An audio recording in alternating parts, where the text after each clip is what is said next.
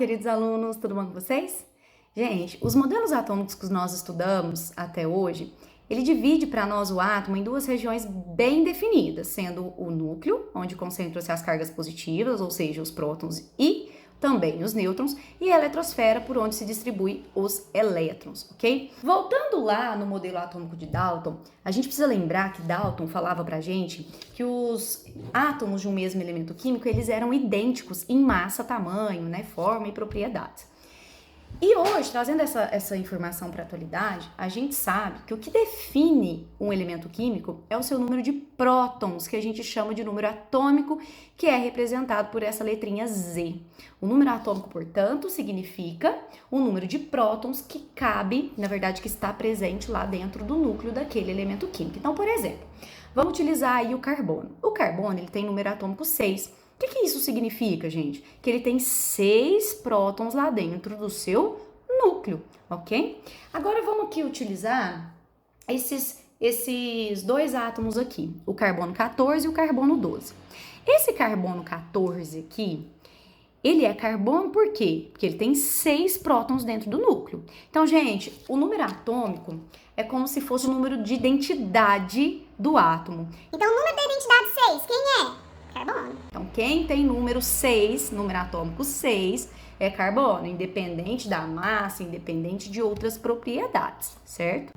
Duda, e como que eu faço para descobrir a massa de um elemento químico? Bem, gente, antes de eu contar para vocês como que a gente vai descobrir e calcular a massa de um átomo, na verdade, vocês precisam saber que a massa, ela é representada pela letrinha A. Então, A de massa. Eu falei para vocês que o que contribui para a massa de um átomo é o número de prótons e o número de nêutrons, porque a massa do elétron, ela pode ser desprezível, uma vez que ela é 1836 vezes menor do que quando a gente compara com a massa do elétron e do nêutron, certo? Então, ó, tá aí. A, número de massa, é igual a Z, que é o número de prótons ou o número atômico, mais o número de nêutrons. Então, vamos lá. Tomando como base esses dois átomos aqui, o carbono 12 e o carbono 14. A gente já sabe que o número atômico do carbono é 6. Então, lá no Z, a gente vai substituir por 6. O carbono 12, ele possui 6 nêutrons. Então, a massa dele, 6 mais 6, é igual a 12. Já o carbono 14, ele possui 8 nêutrons. Portanto, 8 mais 6, 14. Então, veja bem, eu tenho dois átomos de um mesmo elemento químico, pois ambos são carbono.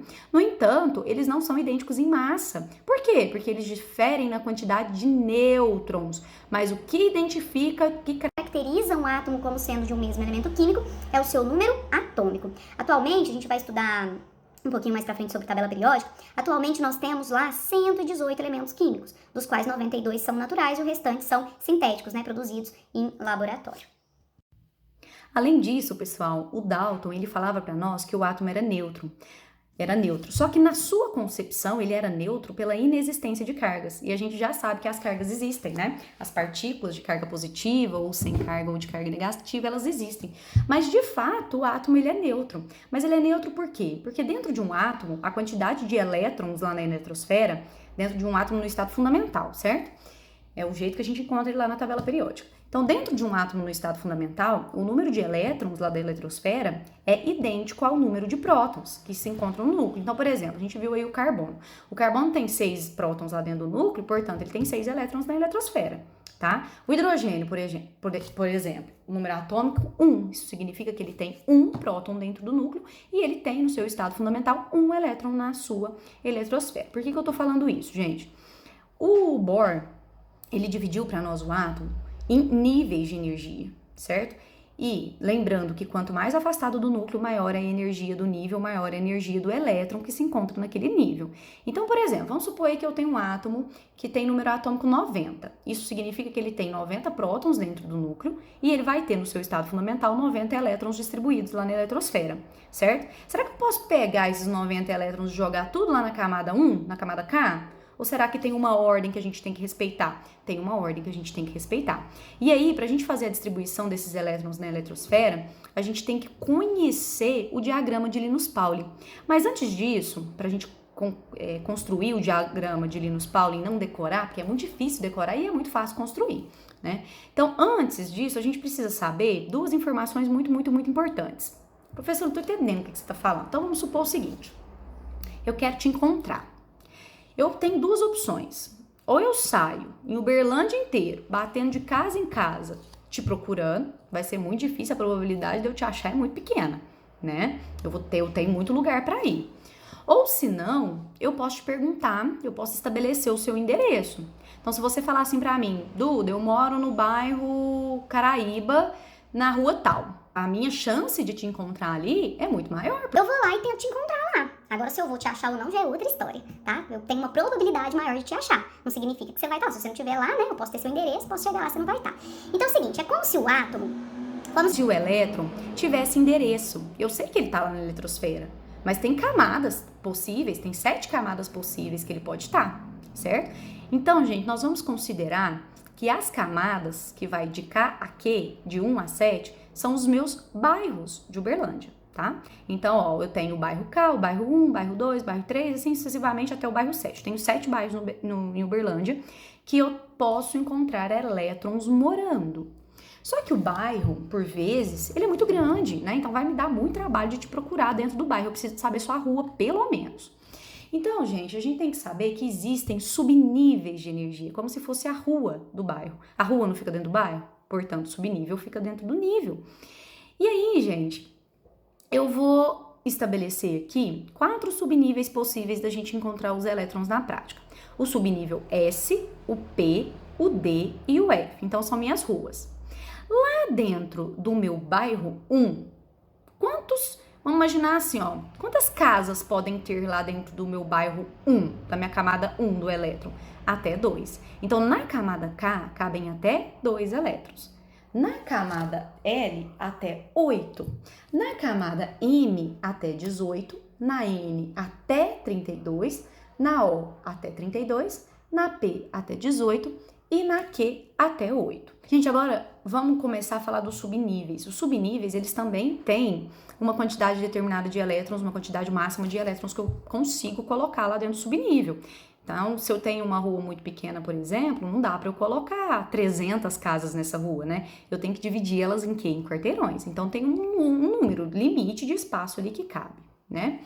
Então, a gente tem aí possíveis, na prática, 4 subníveis, sendo que no S cabem até 2 elétrons, no P até 6 elétrons, no D até 10 elétrons e no F até 14 elétrons, tá? Para o pessoal do terceiro ano, a gente vai falar em números quânticos daqui algumas aulinhas e a gente vai falar em orbital, né? Por que que lá dentro do subnível S cabem até 2 elétrons? Porque eu tenho um orbital só. E o orbital é a região do espaço, né, ali em volta do núcleo, onde eu tenho maior probabilidade de encontrar o elétron. Agora, se eu vou encontrar ou não é outra história, né? Então, é onde eu tenho maior probabilidade. Dentro do subnível S, eu tenho um orbital, sendo que cada orbital comportam até, no máximo, 2 elétrons. Um girando para um lado, um girando para o outro lado, com spins opostos, né? Então, lá no subnível S, eu preciso de quantos orbitais? Um só, porque eu só tenho possibilidade de colocar 2 elétrons.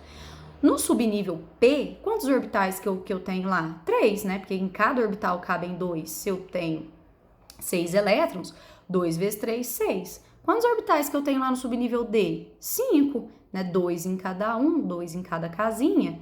5 vezes 2, 10. E lá no subnível F, quantos orbitais que eu tenho? 7. Né? 7 vezes 2, que cabem em cada orbital, tenho 14. Meninos, agora nós vamos aprender a distribuir os elétrons dentro das camadas, dentro dos níveis e dos subníveis de energia. Então, a gente vai colocar cada elétron em seu determinado endereço. A gente vai usar para isso o diagrama de Linus-Pauling. Então, primeiro a gente vai aprender a montar esse diagrama para depois a gente falar de distribuição eletrônica. Bom, galera, primeiro passo é a gente aprender a construir o diagrama de Linus-Pauling. Então, como que eu faço? Primeiro passo, eu vou colocar as camadas distribuídas aqui, de 1 a 7. Então, vamos lá, faz aí no seu caderno junto. Camada 1, 2, 3, 4, 5, 6 e 7. Beleza? Coloquei lá as camadas, uma embaixo da outra. Agora eu vou começar a distribuir os elétrons lá dentro da camada. Olha aí na sua cola quantos elétrons que cabem lá dentro do nível 1. Ué, professor, acabou de falar, cabem 2 elétrons, certo? Se cabem 2 elétrons, primeiro eu chamo o subnível menos energético, que é o S. Então, eu coloco lá S2. Acabou? Acabou. Os 2 elétrons que cabem lá dentro da camada 1, eu já coloquei dentro do subnível S. Acabou, vou para a próxima. Camada 2. Quantos elétrons que cabem lá na camada 2? 8, professora. Acabou de falar. Então, eu chamo o subnível menos energético primeiro. 2S2. Acabou? Não acabou não. Faltam 6. Né? Eu já coloquei 2 mais 6, 8. Onde que eu vou colocar os outros 6? No subnível P. Então, eu chamo lá o 2, para referir que eu estou na camada 2, P6. 6 com 2, 8. Acabou. Vamos para 3. Quantos elétrons que cabem lá na camada 3? Cabem 18, professora. Então, primeiro eu chamo o subnível S. Depois, 3P6. Já coloquei quantos? 6 com 2, 8. Não cabe 18? Então, tá faltando 10. Vou chamar o 3D10. Deu? 10 com 6, 16 com 2, 18. Deu, vamos para a próxima. Quantos elétrons cabem lá dentro do nível 4? Ué, a professora acabou de falar, 32. Então, vamos lá. 4S2. Acabou? Não, faltam 30, né? 4P6. Já deu 8. Acabou? Não, continuando. 4D10. Acabou? 10 com 6, 16 com 2, 18. Faltam quantos? 14. Vou chamar então o F para me ajudar. 4F14. Acabou? Acabou. Vamos para o nível 5. O nível 5, assim como o nível 4, cabem 32 até 32 elétrons. Só vai ficar igual, só vai mudar o quê? O número do nível. Então vai ficar 5S2, 5P6, 5D10, 5F14. Olha lá, 2 com 6, 8 com 10, 18, com 14, 32. Vamos para o sexto nível. O sexto nível cabem até quantos elétrons? 18. Então, eu vou chamar 6S2. Foram só 2 por enquanto. Chama o próximo. 6P6. Foram 8. Faltam 10. 6D10. Pronto, concluí. Vamos para o último nível. O último nível, nível 7, cabem até quantos elétrons? 8. Então, primeiro eu chamo o subnível S. 7S2, faltam quantos? 6. Vou chamar o próximo. 7P6. Pronto, gente, acabei. Agora, é o grande macete aqui, é a grande pegada do diagrama de Linus Pauling. O diagrama, ele não é lido na horizontal, como a gente está acostumado. Ele é lido na diagonal. Então, antes de eu colocar esses níveis aqui, esses subníveis em ordem crescente de energia, eu vou passar as diagonais. Então, vamos lá. Ó.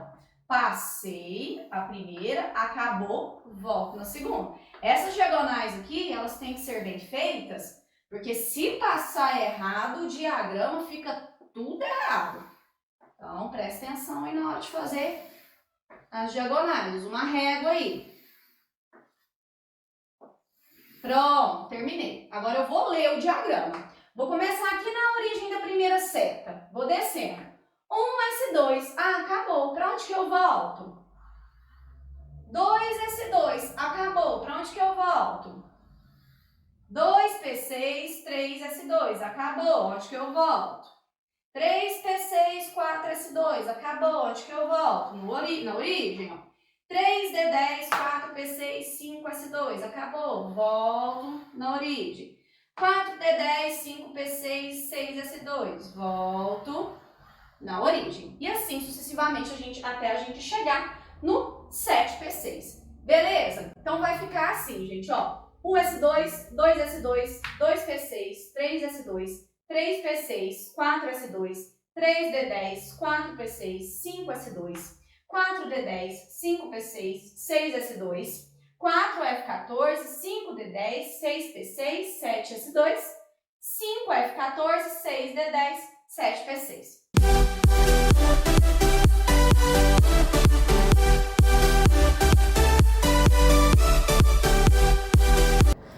Pessoal, agora pra gente finalizar, pra aula não ficar muito extensa, a gente vai fazer 2 exemplos aqui, tá? A distribuição eletrônica de 2 elementos químicos. Primeiro, a gente vai fazer do oxigênio, que tem número atômico 8.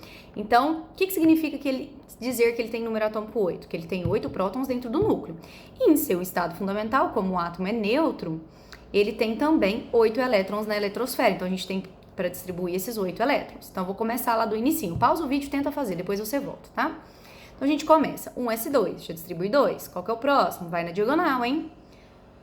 1s2, 2s2, já distribui 4. Faltam só 4. Qual que é o próximo? 2p6. Só que eu tenho 6 elétrons para colocar no próximo nível? Não, eu só tenho 4, então vai ficar 2p4. Então, fica 1s2, 2s2, 2p4. Meninos, como esse átomo ele só tem 2 camadas, a gente chama a camada 2, ou a última camada, de camada de valência, tá? Então, guarda esse nominho aí, camada de valência é a última camada. E uma outra observação, como o diagrama ele é construído em ordem crescente de nível de energia, então vamos pensar numa filinha do menor para o maior. Então, quem seria o mais energético aqui? É o que a gente termina a distribuição eletrônica. Então, se eu perguntar para vocês, qual é a camada de valência? Camada 2. Qual é o subnível de energia mais energético? O subnível P, né? O 2p4. Então, o elétron de maior energia tá lá dentro desse subnível P da camada 2, do nível 2, tá bom? Pessoal, só entendendo esse desenho que eu coloquei aí para vocês, essa imagem do átomo, lá no centro nós temos o núcleo e aqui no caso do oxigênio nós temos 2 camadas de energia. Então, lá na camada 1 nós temos 2 elétrons. Onde estão esses 2 elétrons? Lá no subnível S.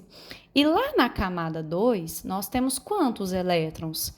6. Na camada de valência nós temos 6. Porque olha lá, 2 estão no subnível S e 4 estão no subnível P. 4 mais 2, 6.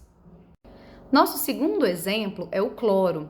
O cloro tem número atômico 17. Isso significa que ele tem 17 prótons dentro do seu núcleo e no seu estado fundamental também 17 elétrons. Então, agora a gente tem que, para distribuir, 17 elétrons. Então, a gente vai começar lá, ó. 1s2, 2s2, 2p6, 3s2. Gente, por enquanto eu já distribuí quantos? Já distribuí 2 com 2, 4 com 6, 10, com 2, 12. Ainda faltam 5 para dar os 17. Onde que eu vou pôr esses 5? No próximo subnível. Então, vai ficar 3p5. Ué, professora, mas você não tinha falado que lá dentro do P cabiam 6 elétrons? Sim. Gente, cabe até 6. Se cabe 6, cabe 5, né? Então, vamos fazer aqui uma observação. O cloro, diferente do oxigênio, apresenta 3 camadas ou níveis de energia. Então, a camada de valência do cloro é a camada 3. Quantos elétrons ele possui na sua camada de valência? 7, olha lá. Não é 3s2, 3p5? Então, ficou 2 elétrons no subnível S do nível 3 e 5 elétrons no subnível P do nível 3. Então, 5 mais 2, 7. Então, ele tem 7 elétrons na camada de valência, sendo que a camada de valência é a camada 3. E se eu perguntar qual que é o subnível mais energético, vocês vão olhar lá para mim. Onde que eu terminei a minha distribuição eletrônica? No 3p5, então é o subnível P da camada 3, certinho? Bom, e agora fazendo a interpretação do desenho, eu coloquei lá no centro o núcleo. Primeira camada, esses elétrons verdinhos aí são os 2 elétrons da primeira camada, que estão lá dentro do subnível S. Os azuizinhos são os elétrons que estão lá na camada 2, né, sendo 2 elétrons no subnível S mais 6 no subnível P, portanto 8 elétrons. E os laranjinhas são os da camada de valência, o da camada 3. Né, eu tenho 2 lá no subnível S mais 5 no subnível P, então 5 com 2, 7 elétrons.